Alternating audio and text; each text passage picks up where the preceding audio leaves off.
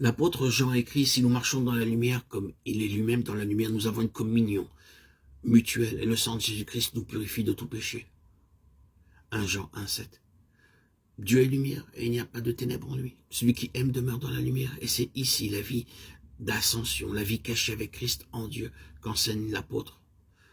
Le Seigneur avait aussi annoncé à ses disciples dans la chambre haute de Jérusalem lors des adieux et quelques jours après, il accordait ce qu'il avait annoncé par le baptême d'Esprit Saint.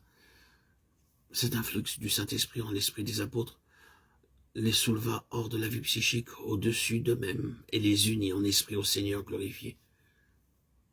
Alors, vraiment, ils demeurèrent en lui, et lui en eux, et le monde crut, témoin de l'unité des disciples, unité rendue parfaite dans l'amour qui bannit la crainte. Des personnes en grand nombre se convertirent en les voyant marcher dans la lumière. Une lumière telle que l'égoïsme coupable d'Ananias et de Saphira ne put y subsister. Il y a une importance capitale pour l'Église et pour Christ à ce que les croyants atteignent la maturité spirituelle pour entrer chacun à sa place respective dans le corps mystique dont Christ est le chef, la tête. Il est aisé de comprendre la nécessité de différencier l'âme de l'esprit et les choses qui procèdent de l'un et l'autre domaine. C'est lorsqu'il ne vit plus selon la chair, ni dans le domaine naturel, animal ou psychique que l'enfant de Dieu peut devenir spirituel, capable de discerner son esprit, de comprendre les indications de celui-ci et d'examiner toutes choses. C'est alors qu'affranchi de la domination de l'âme et du corps, il peut être sanctifié parfaitement et au point où il est parvenu, s'avancer vers une perfection plus grande encore, selon que l'exprime Philippiens 3, 14, 16. Quel est le temps normal du développement spirituel? De longues années sont-elles nécessaires pour passer du stage initial de la nouvelle naissance jusqu'à cette phase de la maturité où l'esprit libéré, uni au Seigneur, exerce une parfaite domination sur l'âme et le corps?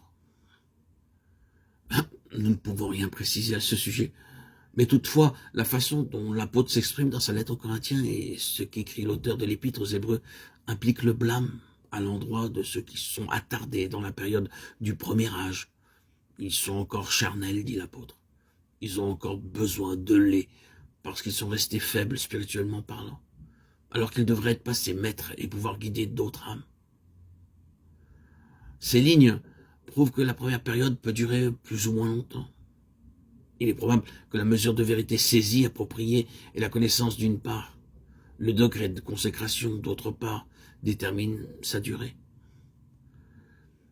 Il ressort clairement du langage de l'apôtre que l'attitude du croyant a une grande répercussion sur ses progrès.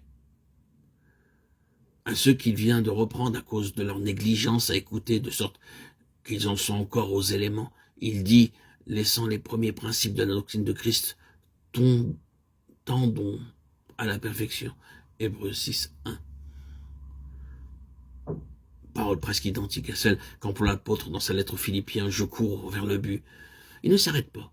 Il ne considère pas qu'il a atteint la perfection, bien qu'il ait pu écrire « Nous tous donc qui sommes parfaits ou parfaitement développés, nous tous qui sommes parfaits, ayons ce même sentiment et courons vers le but, le prix de la vocation céleste en Jésus-Christ. »